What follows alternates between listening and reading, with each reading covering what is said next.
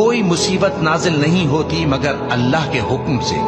اور جو شخص اللہ پر ایمان لاتا ہے وہ اس کے دل کو ہدایت دیتا ہے، اور اللہ ہر چیز سے باخبر ہے۔ اور اللہ کی اطاعت کرو اور اس کے رسول کی اطاعت کرو، بس اگر تم منہ پھیر لوگے تو ہمارے پیغمبر کے ذمے تو صرف پیغام کا کھول کھول کر پہنچا دینا ہے۔ اللہ جو معبود برحق ہے،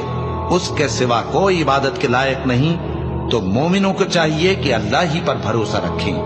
مومنوں، تمہاری بیویوں اور اولاد میں سے بعض تمہارے دشمن بھی ہیں، سو ان سے بچتے رہو،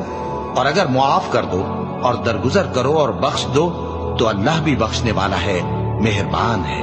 تمہارا مال اور تمہاری اولاد تو آزمائش ہے، اور اللہ کے ہاں بڑا اجر ہے، سو جہاں تک ہو سکے اللہ سے ڈرو اور اس کے احکام کو سنو اور اس کے فرمانبردار رہو اور اس کی راہ میں خرچ کرو، یہ تمہارے حق